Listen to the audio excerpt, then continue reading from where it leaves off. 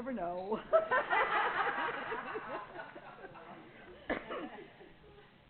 They actually performed this at one of our open mics, and I said when they did, I said, you've got to do it for a Sunday service, so I'm glad they chose it this Sunday. Thank you very much. Good morning. Well, we have a new theme and topics for the month of September, and I really like them. They come originally from 13th century mystic Meister Eckhart, because he believed that there are 4 very clear ways to God, and he called those the via positiva, the via negativa, the via creativa, and the via transformativa. So that's what we're going to be doing all this month. Our theme is naming the journey, the 4 paths to God, and our topic this morning is via positiva, the path of awe. And these 4 paths, or ways, via means way, they're a means by which we can name our spiritual journey. Because I think sometimes we need a common language so that we know where we are on our journey. If it's something that we understand, then it's familiar, and we can say, oh yeah, I know where I am.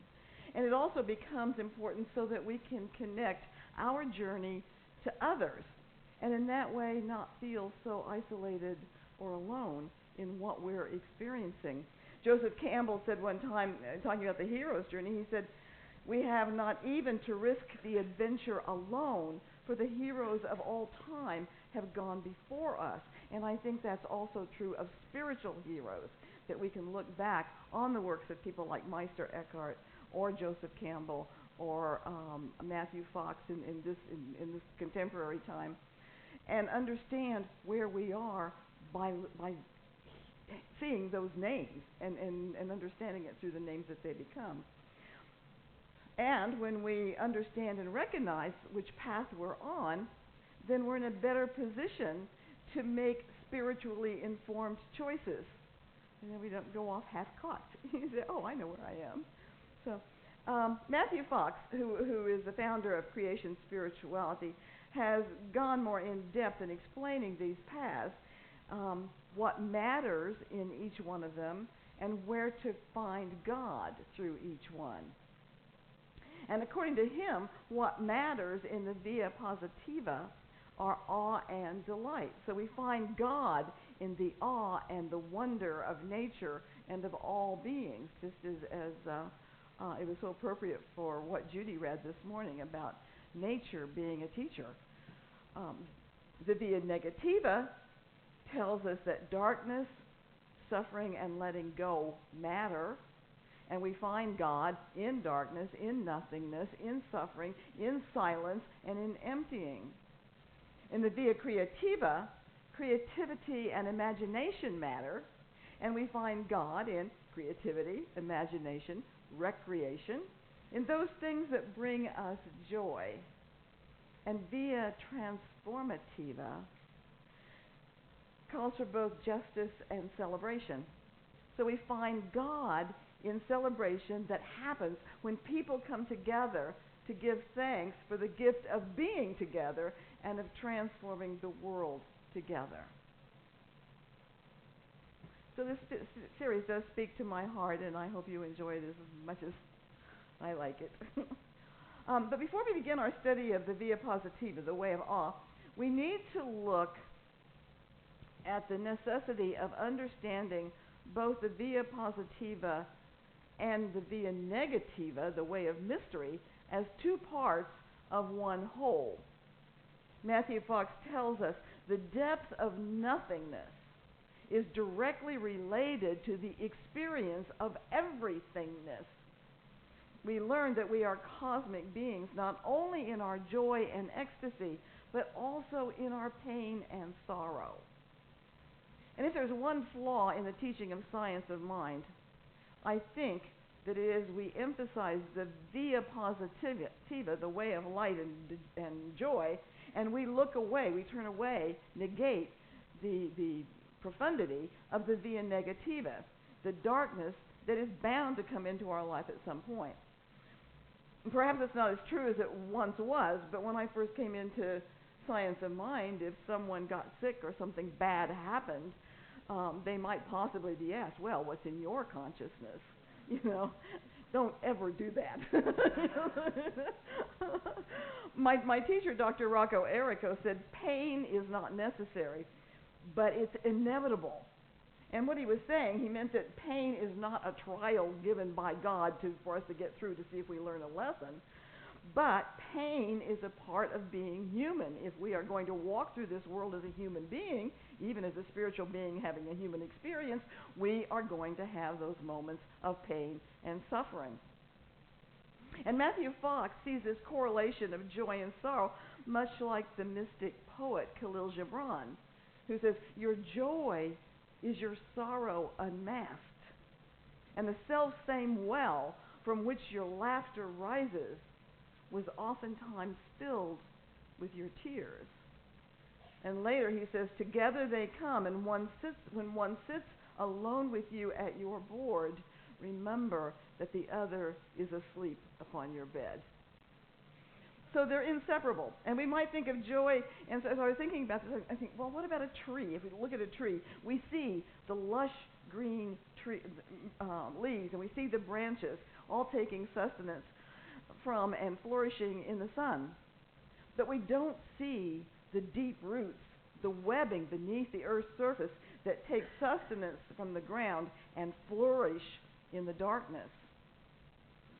So as part of our spiritual journey, we experience joy and awe and wonder at the things that we see in the light.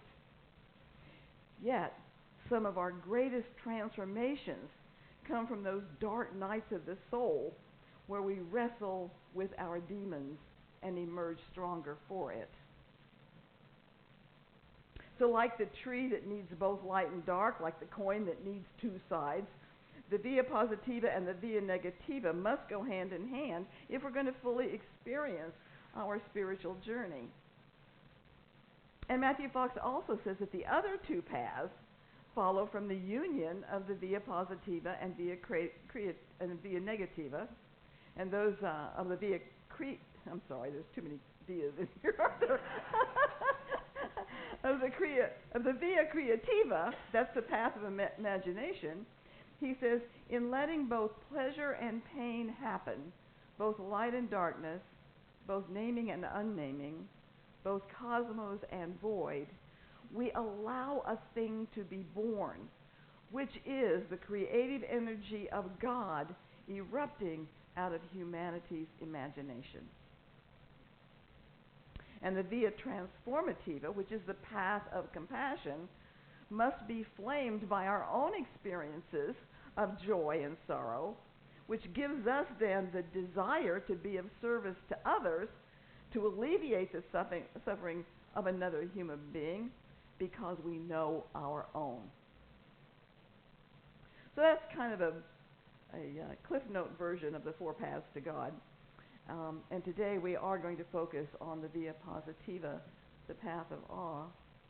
Awe is defined as a feeling of reverential respect mixed with wonder. And so we stand in amazement and filled with wonder at the world around us. Rabbi Abraham Heschel says, awe enables us to see in the world intimations of the divine, to sense in small things the beginning of infinite significance, to sense the ultimate in the common and the simple, to feel in the rush of the passing the silence of the eternal. In his book, Original Blessing, Matthew Fox explains the four paths in what he calls themes, or stopping places along each path. Well, he's got 21 themes in total, 10 of which are found in the via positiva. Obviously, I'm not going to do all 10, but I want to focus on 3 of them. Original blessing, our royal personhood, and holiness as cosmic hospitality. Let me start with original blessing. One of the primary concepts of Matthew Fox, Meister Eckhart, and most mystics of any religion is that we were born in a blessing and as a blessing.